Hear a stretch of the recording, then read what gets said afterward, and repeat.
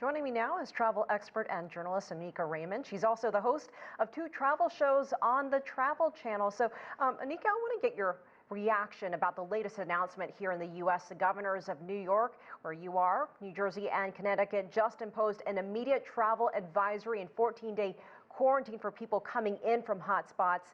What are you hearing, and will this discourage summer travel? Oh, I absolutely do think that it will discourage summer travel. I mean, one of the things that you have to understand is that New York as a state has been shell-shocked and has been rocked beyond belief by the novel coronavirus.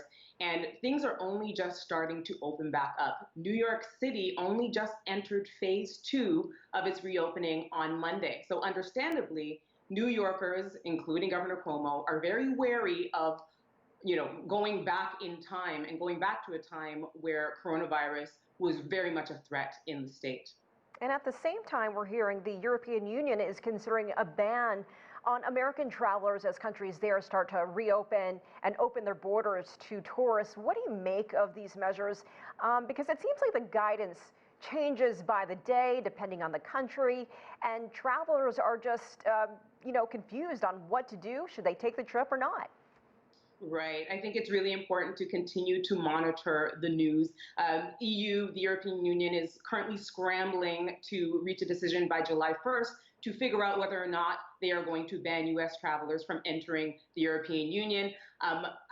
They are taking a look at the number of cases that are absolutely ballooning in this country, to be quite honest with you. The U.S. currently has 2.3 million confirmed cases of the novel coronavirus and over 120,000 deaths. And so when you look at the European Union, you look at countries like Italy and Spain, who were very much rocked by it. They are just trying to take care and ensure that they can continue to keep their infection rates low. And I want to see what you're hearing. I have seen mixed feedback on various airlines around the world, including here in the U.S. Some flights have been full, some haven't. Most are requiring masks. Some people are being asked to leave if they don't have a mask. And I'm also seeing travel promotions, different airlines, like Kids Fly Free right now on Aegean Airlines. What are you seeing from airlines and hotels hoping to make a comeback? Now, here's the thing. The OECD recently reported, or they estimated, that there will be a 60% decline in tourism in 2020. And this can jump to 80% if this trend continues until December, until the end of the year. So understandably so, when we have economies like Greece that rely heavily on tourism, for example, Santorini, Greece relies, or 90% of its economy relies on tourism. We get these mixed reactions from different places because obviously they're trying to mitigate the damage to their pocketbooks.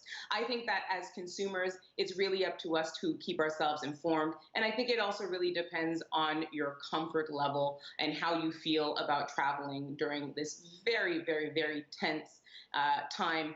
I also think that it is important to read the fine print. So if you do decide to go on a trip, you need to make sure that where you're going, or you need to make sure that you check the infection rate of where you're going. And also when you're booking tickets, it's very important to note what the restrictions are in terms of cancellations. Now, most American-based airlines will either give you a refund or a credit to be used within 365 days on your ticket, should you decide not to take that trip. But as is the case with other airlines, European-based airlines, it's very important to check because they have different rules and regulations also. Now, you have traveled all over the world. Have you been on an airplane since the pandemic started? I mean, you mentioned it's dependent on your comfort level. What are your plans and what advice do you have for people hoping to travel this year other than reading the fine print? Once again, I think it's really important to keep yourself informed and also to check yourself. Now, a poll done by the International Air Transportation Association found that more than 50% of Americans are going to avoid traveling on an airplane this summer. Now, for myself, as a world traveler, I've been to over 120 countries, or nearly 120 countries on 6 continents. I am someone who feels comfortable traveling by plane, traveling by car. at this time, making sure to take the necessary precautions and ensure social distancing measures are being taken.